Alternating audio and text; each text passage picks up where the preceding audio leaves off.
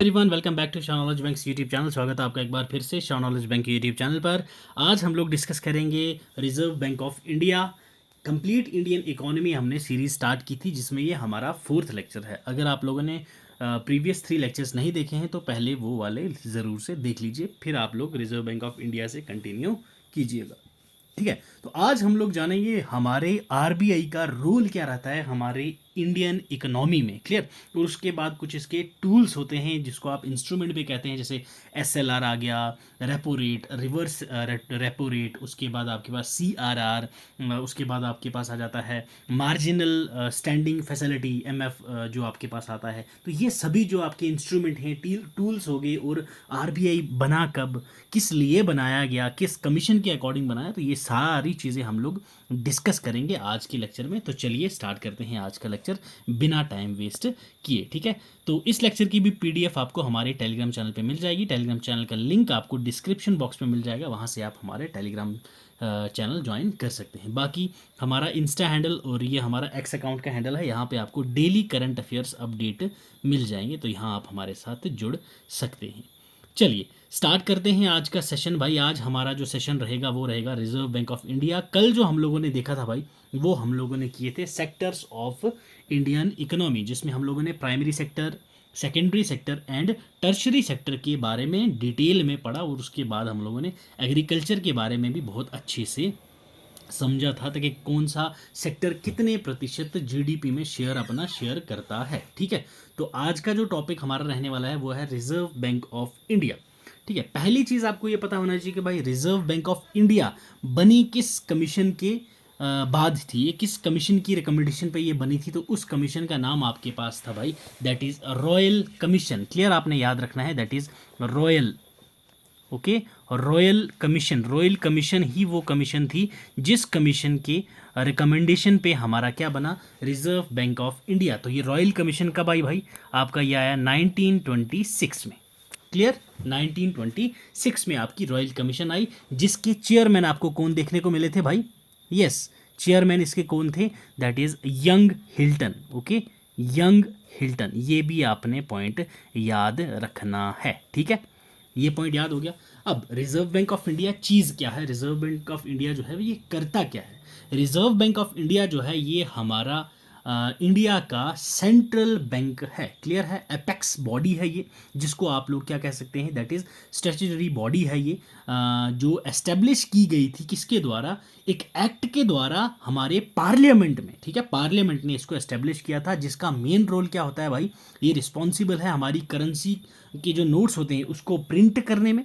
ठीक है, और उसके बाद जो मनी सप्लाई हमारी इंडियन इकोनॉमी में सर्कुलेट होती है तो उसको मैनेज कौन करता है भाई, ये हमारा रिजर्व बैंक ऑफ इंडिया करता है। क्लियर, यहां तक क्लैरिटी मिली।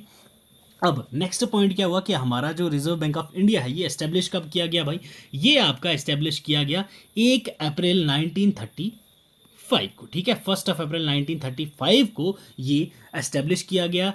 किसके अकॉर्डिंग भाई साहब, हमारा reserve Bank of India act 1934 के अकॉर्डिंग इसको क्या किया गया, एस्टेब्लिश किया गया रिजर्व बैंक ऑफ इंडिया को। अब पहले जो हेडक्वार्टर था जब ये एस्टेब्लिश किया गया तो उसका हेडक्वार्टर था कलकत्ता में। क्लियर, याद रखना है। 1937 में इसका हेडक्वार्टर परमानेंटली मूव कर गया कहाँ पे, मुंबई में। आज जो आपको जो हेडक्वार्टर है आरबीआई का वो कहाँ पे है भाई आपका, दैट इज इन मुंबई। 1937 में ये मुंबई में शिफ्ट कर दिया गया था रिजर्व बैंक ऑफ इंडिया का हेड क्वार्टर। क्लियर, यहां तक आपको कोई कंफ्यूजन तो आप लोग पूछ सकते हैं। ठीक है, अब बढ़ते हैं भाई आगे। पहला जो हमारा गवर्नर था आरबीआई का वो कौन था, तो that is Osborne Smith. Okay, Osborne Smith जो था ये हमारा फर्स्ट गवर्नर था आरबीआई का, रिजर्व बैंक ऑफ इंडिया का। नेक्स्ट इंपॉर्टेंट पॉइंट आता है कि जो हमारा आरबीआई है इसको नेशनलाइज कब किया गया। इससे पहले ये क्या था, as a private entity work करता था ये। क्लियर है, प्राइवेट एंटिटी ये वर्क करता था एज अ प्राइवेट बैंक, जिसकी कैपिटल थी ₹5 करोड़, ठीक है, याद रखना है, ₹5 करोड़ थी और इसके शेयर की वैल्यू थी ₹100 पर ईच, ठीक है भाई साहब, याद रखना ₹100 ईच इसके शेयर्स की वैल्यू थी और इसकी कैपिटल कितनी थी, 5 करोड़ की थी। उसके बाद 1 जनवरी 1949 को इसको क्या किया जाता है भाई साहब, ये नेशनलाइज्ड कर दिया जाता है रिजर्व बैंक ऑफ इंडिया को। कब, 1949 में। फर्स्ट गवर्नर को हमने देख लिया, कौन था, सर ऑब्जन स्मिथ। अगर आपसे पूछा जाए फर्स्ट इंडियन गवर्नर कौन था, तो वो सीडी देशमुख। क्लियर है, याद रखना है ये सीडी देशमुख।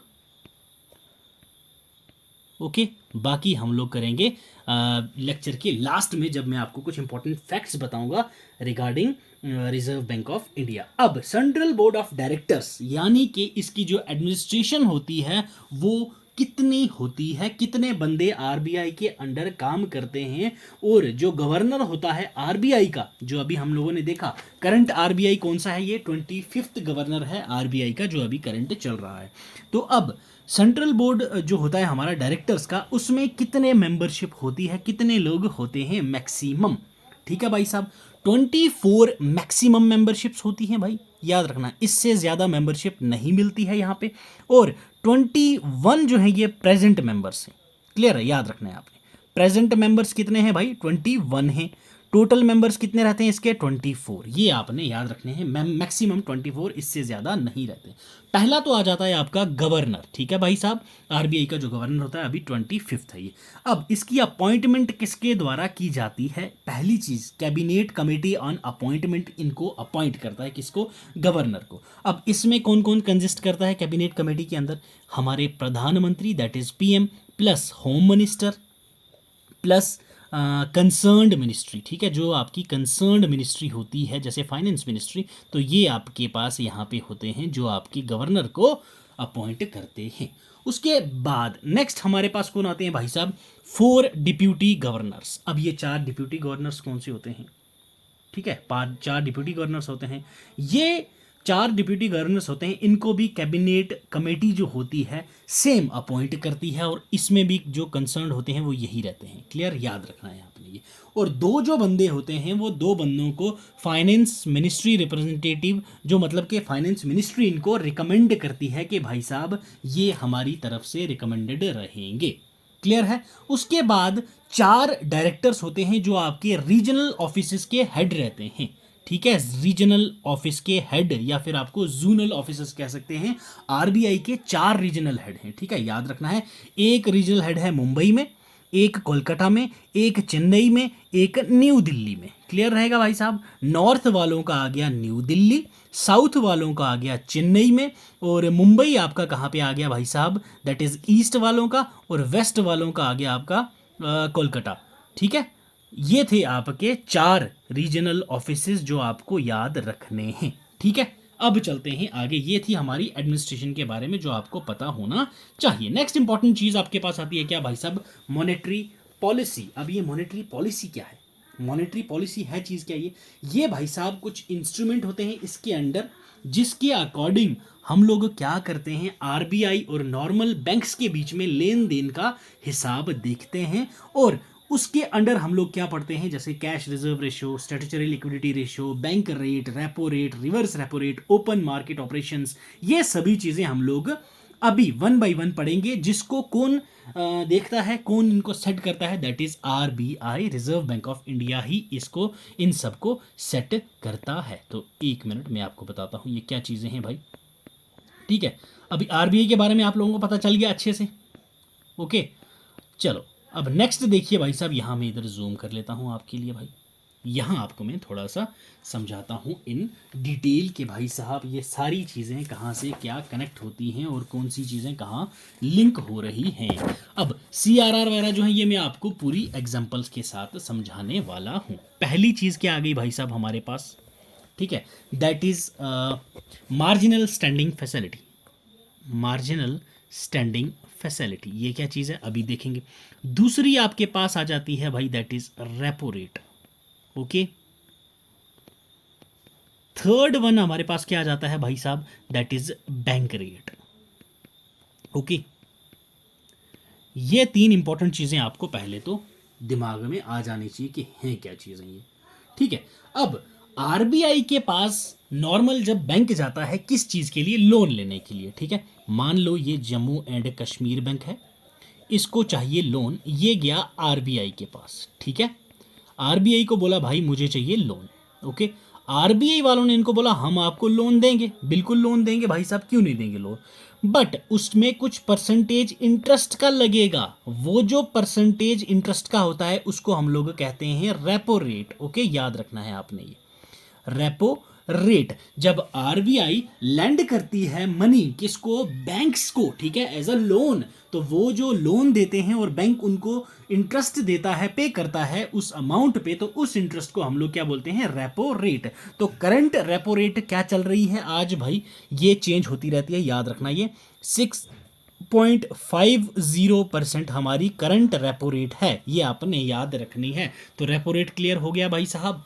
लोन लेते हैं जब आरबीआई से कोई बैंक, ठीक है, वो जब बैंक पे कोई इंटरेस्ट लगाता है आरबीआई, तो उसको हम लोग कहते हैं रेपो रेट, ठीक है। अब एमएसएफ क्या है भाई साहब, मार्जिनल स्टैंडिंग फैसिलिटी, ठीक है। रेपो रेट कितना आ गया आपका 6.50। मार्जिनल स्टैंडिंग फैसिलिटी क्या होती है, जो रेपो रेट होता है ये आपका 2 to 14 डेज तक जो आपका लोन लेते हैं आप, उसको बोलते हैं आप लोग रेपो रेट, तो उस पर लगती है रेपो रेट, ठीक है।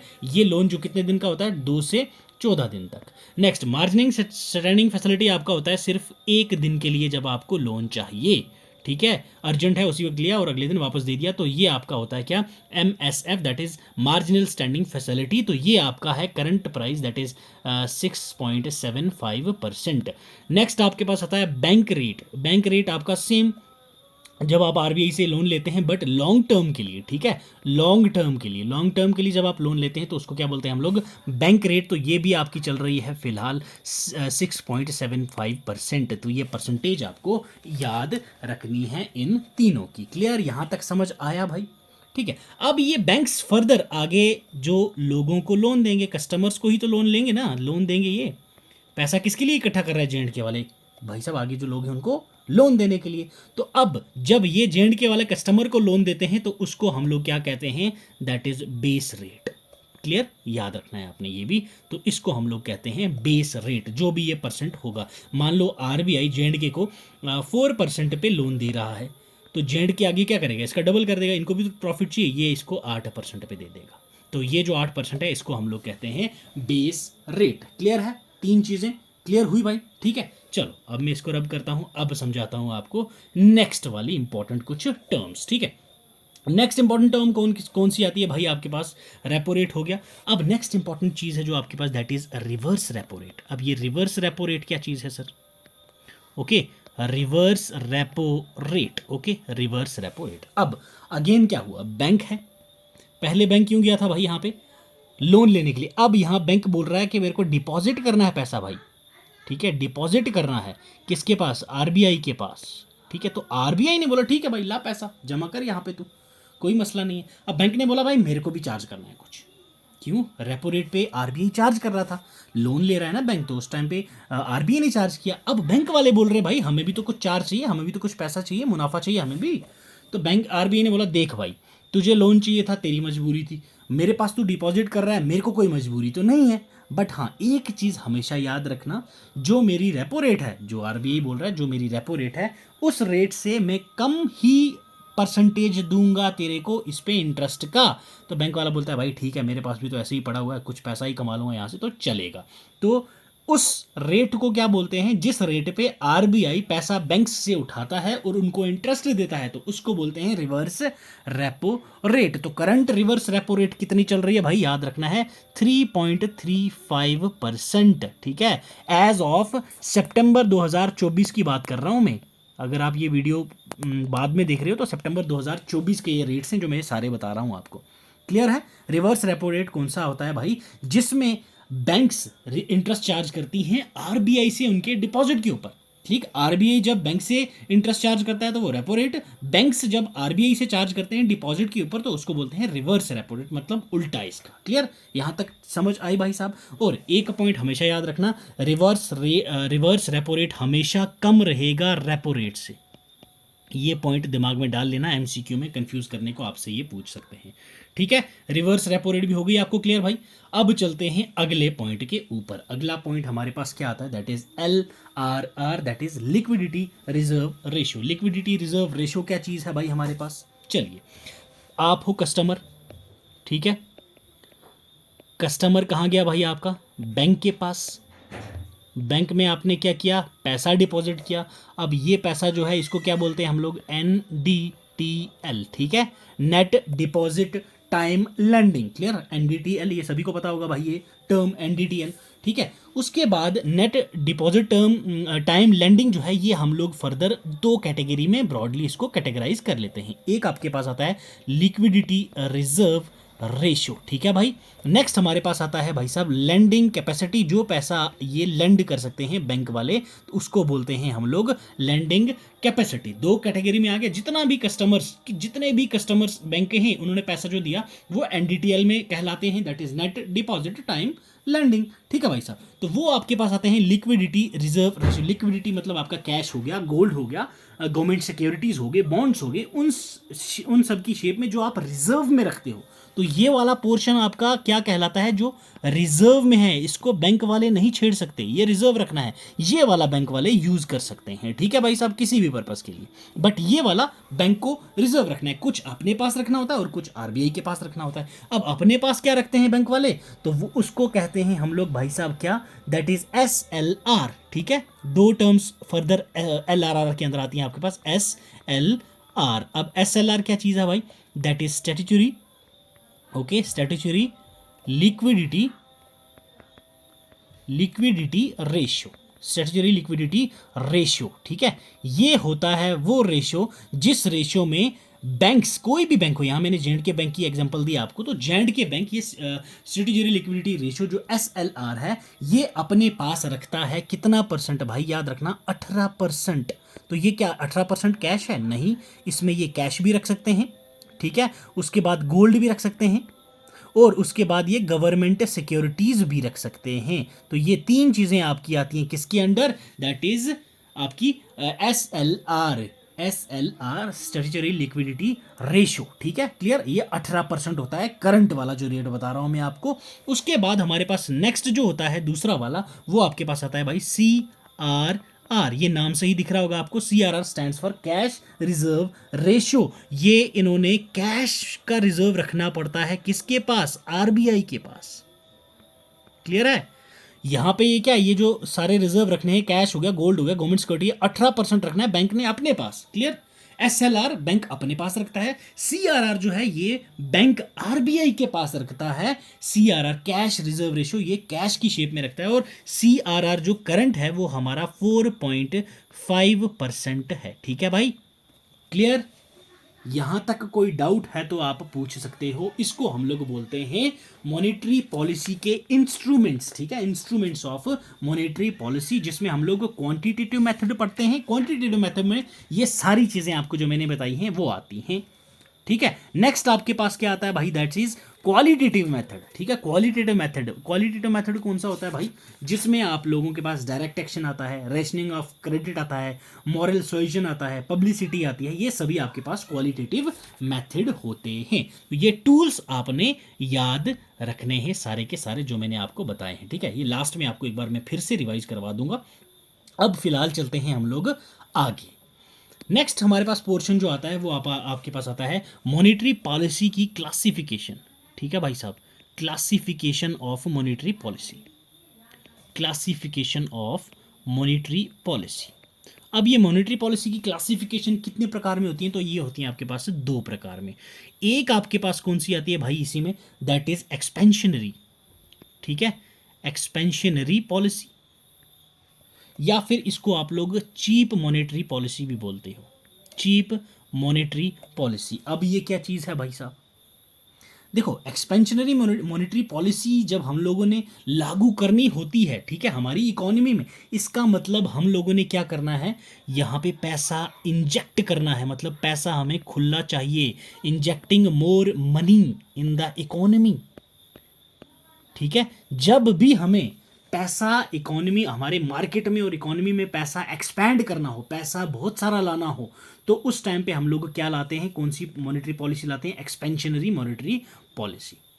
ठीक है भाई साहब, जब भी मॉनेटरी अथॉरिटी जो होती है वो एक्सपेंशनरी पॉलिसी का एम करती है, इसका मतलब इकोनॉमिक ग्रोथ की एक्टिविटीज़ को उन्होंने बढ़ाना है, तो उस टाइम पे हम लोग क्या लाते हैं, एक्सपेंशनरी मॉनेटरी पॉलिसी, या फिर इसको चीप मॉनेटरी पॉलिसी भी बोलते हैं। ठीक है भाई, इसमें हमारा मेन मसला क्या होता है, जो अभी इंटरेस्ट रेट हमने देखे वो सब लो कर देते हैं ये। ठीक है, जब इंटरेस्ट रेट लो हो गई तो लोगों की जो लेंडिंग कैपेसिटी होगी, जो लोन की इंटरेस्ट रेट क्या होगी, लो हो गई, तो अब जो आम जनता है वो लोन ले लेगी और सभी के पास क्या होगा, पैसा होगा, कैश होगा, तो उससे क्या होगा, हमारी इकोनॉमी में पैसा खुला हो जाएगा, फैलेगा भाई साहब। कंज्यूमर के पास पैसा बहुत होगा तो स्पेंड करेगा, तो हमारी मार्केट में जो है वो पैसा आएगा, जो इन्वेस्टर्स होंगे वो इनकरेज करेंगे इन्वेस्ट करने में, और जो पैसा जो बोरो करना होता है वो काफ़ी चीपर हो जाएगा, इसीलिए हम इसको चीप मनी पॉलिसी भी कहते हैं। ठीक है भाई साहब, चलो अब नेक्स्ट देखते हैं हमारे पास कौन सी आती है। नेक्स्ट हमारे पास जो पॉलिसी सेकंड आती है भाई, तो उसको हम लोग क्या बोलते हैं,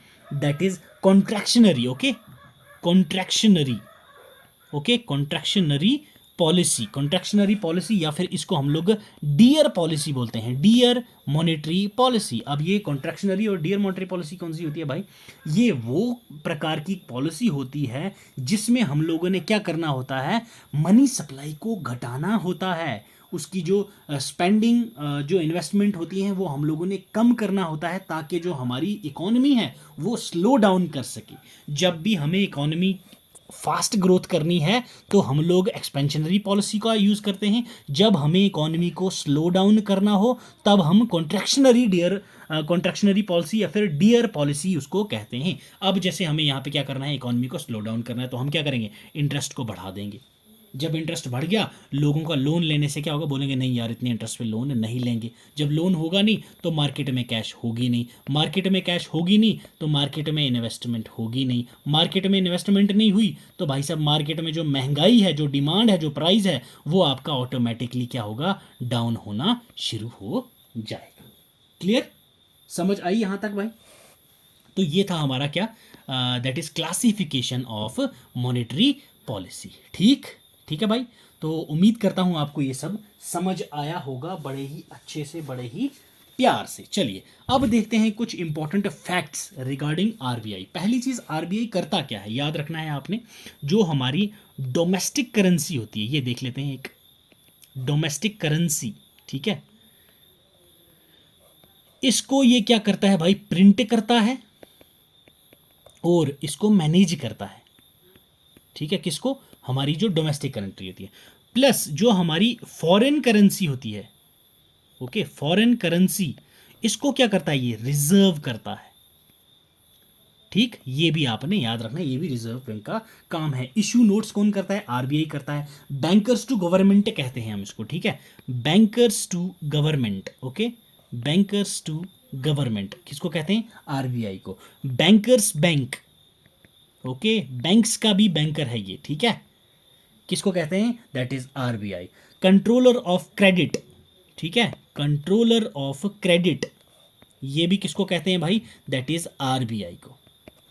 क्लियर है भाई साहब? Next team, custodian of foreign reserve, ये जो मैंने आपको बताया फॉरेन रिजर्व जो होती है उसको ये रिजर्व करके रखता है। तो ये सभी हमारे इंपॉर्टेंट फंक्शंस होते हैं जो हम लोग आरबीआई के थ्रू देखते हैं कि ये आरबीआई क्या क्या काम करता है। चलो, तो ये था हमारा आरबीआई के मेन पॉइंट्स। अब थोड़े से फैक्ट्स देख लेते हैं, कौन क्या था भाई, क्या क्या चीज़ रही आज तक। सिर्फ इकलौता हमारी इंडियन प्राइम मिनिस्टर कौन था जो आरबीआई के गवर्नर भी रह चुके हैं, तो वो हैं हमारे मनमोहन सिंह जी। ओके, मनमोहन सिंह। ठीक है, ये कौन है भाई साहब, हमारे ओनली, ठीक है, ओनली प्राइम मिनिस्टर, ठीक है, ओनली प्राइम मिनिस्टर हैं जो सर्व कर चुके हैं as a governor of RBI. Clear है, ये आपने याद रखना है, कौन है ये, मनमोहन सिंह जी। ठीक है भाई, अब फर्स्ट गवर्नर ऑफ आरबीआई जो इंडिया के थे, Indian first governor, okay, of RBI, Indian first governor कौन थे भाई, सीडी देशमुख, ये मैंने आपको पहले भी बताया।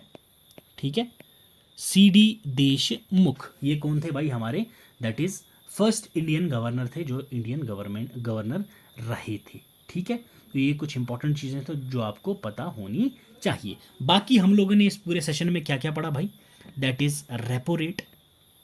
ओके, रेपो रेट ये कितना है भाई आज की डेट में, 6.50, 6.5% है ये। और ये रेपो रेट क्या होता है, लोन, जब आरबीआई किसी बैंक को लोन देता है तो वो बैंक इंटरेस्ट पे करता है उस लोन का, तो उसको हम लोग बोलते हैं रेपो रेट। नेक्स्ट हमारे पास आ जाता है भाई रिवर्स रेपो रेट। अब रिवर्स रेपो रेट क्या है भाई हमारे पास, रिवर्स रेपो रेट हमारे पास वो रेट होता है जब आरबीआई के पास बैंक्स पैसा डिपॉजिट करते हैं, आरबीआई जब उनको उस डिपॉजिट पे पैसा देता है तो उसको बोलते हैं रिवर्स रेपो रेट। तो वो करंट है हमारे पास 3.35। तो ये याद रखना है, रेपो रेट हमेशा रिवर्स रेपो रेट से ज़्यादा होगी और रिवर्स रेपो रेट हमेशा रेपो रेट से कम होगी। ये हमें हमेशा हमेशा फिक्स रहता है भाई। क्लियर है। नेक्स्ट इंपॉर्टेंट चीज़ हमारे पास जो आता है वो हमने क्या देखा था भाई, that is marginal standing facilities. ठीक है, ये जब आप लोग एक दिन के लिए लोन लेते हो उसको हम लोग बोलते हैं मार्जिनल स्टैंडिंग फैसिलिटी। नेक्स्ट हमने देखा रेपो रेट, ये आपका 2 दिन से 14 दिन के लिए होता है। नेक्स्ट हमारे पास आता है भाई दैट इज़ बैंक रेट। ठीक है, बैंक रेट हमारे पास लॉन्ग टर्म के लिए लोन होता है, लॉन्ग टर्म के लिए लोन होता है। नेक्स्ट और हम लोगों ने क्या देखा भाई साहब, एनडीटीएल के बारे में पढ़ा, that is net domestic time lending. इसमें हम लोगों ने देखा liquidity, that is reserve ratio, जिसमें हम लोग CRR, ठीक है, एंड SLR की शेप में रिजर्व्स रखते हैं। ये कौन SLR रखता है, हमारा बैंक। ठीक है, जो बैंक है वो वही रखता है 18%। क्लियर, SLR हमारा कितना रहता है 18%। इसमें आप गोल्ड भी रख सकते हो, गवर्नमेंट सिक्योरिटीज़ भी रख सकते हो और कैश भी रख सकते हो इस 18% में।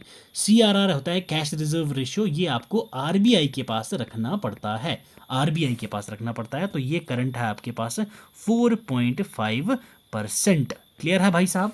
बाकी हम लोगों ने मॉनेटरी पॉलिसी देखी और उसकी क्लासिफिकेशन की हम लोगों ने 2 प्रकार में। ठीक है, एक आपने देखा एक्सपेंशनरी, जब हमें इकोनॉमी को ग्रो करना हो फास्टली, तो हम इंजेक्ट करना चाहें पैसा, तो उस टाइम पे हम क्या करते हैं भाई साहब, जो इंटरेस्ट वगैरह है उनको कम कर देते हैं, मार्केट में पैसा ज़्यादा हो जाता है तो हम एक्सपेंशन करना शुरू कर देते हैं। और दूसरा आता है आपके पास कॉन्ट्रैक्शनरी पॉलिसी। कॉन्ट्रैक्शनरी पॉलिसी कौन सी होती है हमारे पास, जिसमें हम लोग क्या करते हैं भाई, यस, जिसमें हम लोग अपनी इकोनॉमी को स्लो डाउन करते हैं, क्योंकि भाई पैसा बहुत ज़्यादा मार्केट में हो रहा है, तो उसको हम लोग बोलते हैं कॉन्ट्रैक्शनरी पॉलिसी। क्लियर।